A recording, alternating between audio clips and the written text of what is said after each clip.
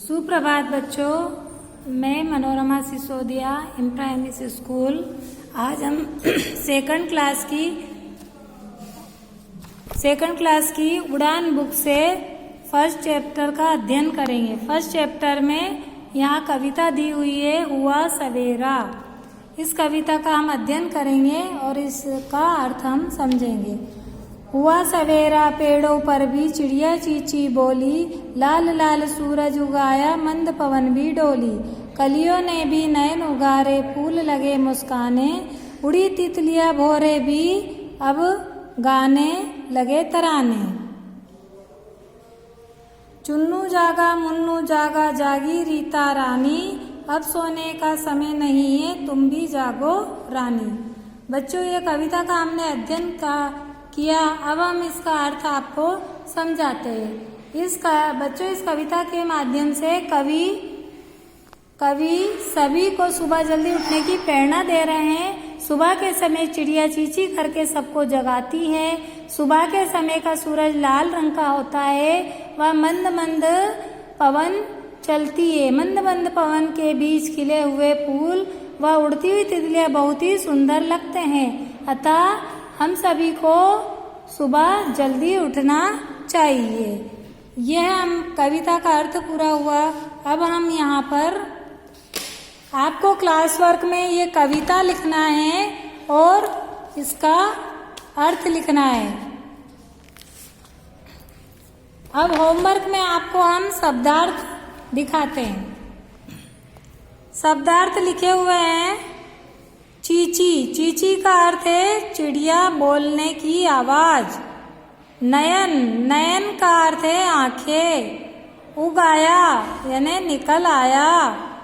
उघारे यानी खोले। मंद, मंद का अर्थ है धीमी यानी धीरे धीरे चलने वाली। तराने, तराने का अर्थ है मीठे गीत। पवन का अर्थ है हवा और समय का अर्थ है वक्त। डोली का अर्थ है धीरे धीरे चलने वाली। ये अर्थ हो गए। ये आपको होमवर्क में लिखना है और ये प्रश्न उत्तर भी आपको होमवर्क में लिखना है और अपनी बुक में भी फिल करना है। पहला प्रश्न है सही उत्तर का चयन कीजिए। पहला प्रश्न है, उसमें 3 ऑप्शन दिए हैं, उसमें से एक आपको चुनना है। सवेरे सूरज का रंग कैसा होता है? लाल। सेकंड वाला आपको राइट का निशान लगाना है। दूसरा है सवेरे सवेरे कौन मुस्काने लगे? इसका थर्ड नंबर का लगाना है फूल। सवेरे कौन मुस्काने लगे? फूल। अब दूसरा क्वेश्चन है सही कथन के सामने सही और गलत कथन के सामने गलत का निशान लगाइए। पहला है सवेरे पेड़ों पर चिड़िया बोलती है। सवेरे पेड़ों पर चिड़िया बोलती है, राइट है, राइट का निशान लगाइए।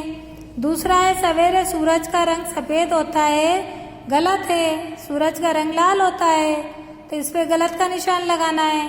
सवेरे तितलियां गीत गाती है, ये सही है।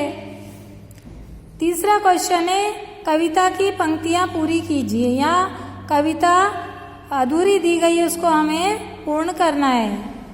कविता है लाल लाल सूरज उगाया, मंद पवन भी डोली, उड़ी तितलियां भोरे भी अब गाने लगे तराने, अब सोने का समय नहीं है, तुम भी जागो रानी। यह अपना थर्ड वाला क्वेश्चन पूरा हो गया, इसका आंसर। अब हम फोर्थ वाला क्वेश्चन इन प्रश्नों के उत्तर लिखिए। पहला प्रश्न है सवेरे पेड़ों पर कौन बोलने लगी?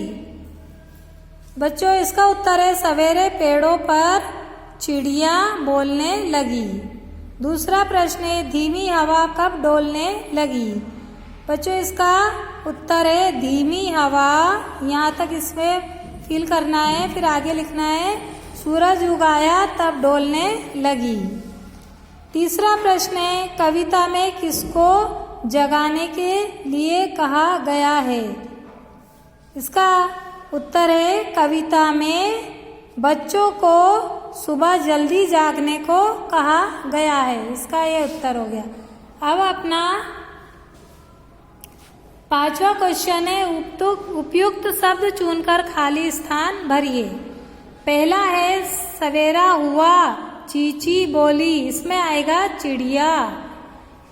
दूसरा है सवेरे सूरज उगाया, इसमें आएगा लाल लाल सूरज उगाया। तीसरा है फूल मुस्काने लगे, तो इसमें आएगा मुस्काने। अब 6 क्वेश्चन है चित्रों के नीचे इनके नाम लिखिए। बच्चों आपको ये चित्र दिए हैं, इनके नाम लिखना है। यह है चिड़िया, यह फूल और यह तितली है। अब 7वां क्वेश्चन दिया हुआ है उदाहरण के अनुसार नीचे दिए गए शब्दों की तुक वाले शब्द लिखिए। जैसे बोली का डोली, इसी तरह कलिया, कलियों का कली। इसी तरह आपको ये होमवर्क में करना है। धन्यवाद।